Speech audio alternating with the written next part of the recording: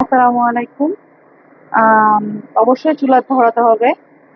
চুলা না ধরালে তো কাজ হবে না। মেইন জিনিসই তো চুলা ধরানো।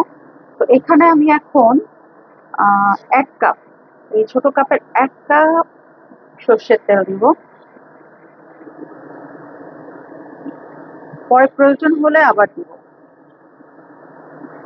প্রয়োজন হলে, এটা প্রয়োজন ভেদে কিন্তু ১ম এ ১ কাপই দিতে হবে।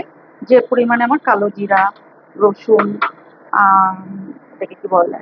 এটা আছে সেই পরিমাণে আরকি। তেলটাকে হালকা গরম করতে হবে, বেশি না। হালকা গরম করে তারপর এটার উপর এক, এক করে দিতে হবে। তেলটা গরম হয়ে গেছে হালকা। এবার একটু পাঁচফোড়ন দিয়ে দিচ্ছি। পাঁচফোড়নটাকে নেড়ে চেড়ে নিতে হবে। এখন দিয়ে দিব রসুনের কোয়াগুলো। এগুলো দেওয়ার পর নেড়ে চেড়ে নিতে হবে আগের মতনই। কিছুক্ষণ সিদ্ধ হবে এটা। সিদ্ধ হয়ে তারপরে লবণ দিব পরিমাণ মতো। লবণটা আগে দিলে ভালো, এতে রসুনটা সিদ্ধ হতে সুবিধা হয়। কিছুক্ষণ নাড়াচাড়া করার পর এখন আমি দিয়ে দেব হচ্ছে একটু হলুদ গুঁড়া, হালকা পরিমাণ কালারটা আসার জন্য, আর একটু বেশি মরিচ গুঁড়া, কারণ ঝালটা আমি বেশি খাই, তো আমি একটু বেশি দিচ্ছি। যারা কম খাবেন অবশ্যই তারা কম দেবেন। এখন সর্বশেষ না, এরপরও শেষ একটা আছে, এখন কালো জিরাটা অ্যাড করে দিচ্ছি। একটু নাড়াচাড়া করব।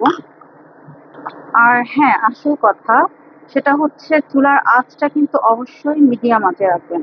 বেশি বাড়িয়ে দিবেন না, এতে পুড়ে যাবার সম্ভাবনা আছে। বেশি হিট দিবেন না, মিডিয়াম হিটে এটা আপনি নাড়াচাড়া করতে থাকবেন।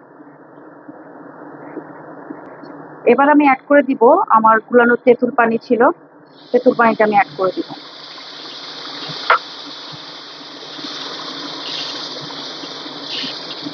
আমার আচারটা অলমোস্ট শেষ। এটা করতে বেশিক্ষণ সময় লাগে না। আর আমি সবার লাস্টে যেটা দিব সেটা হচ্ছে একটু ভিনেগার দিয়ে দিব।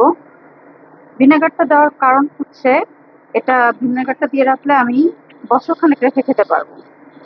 ভিনেগার না দিলেও হয়, তখন আপনি কয়েক মাস রেখে খেতে পারবেন। আর ভিনেগারটা দিলে অবশ্যই বছরখানেক রেখে খেতে পারবো। তো সবাইকে ধন্যবাদ।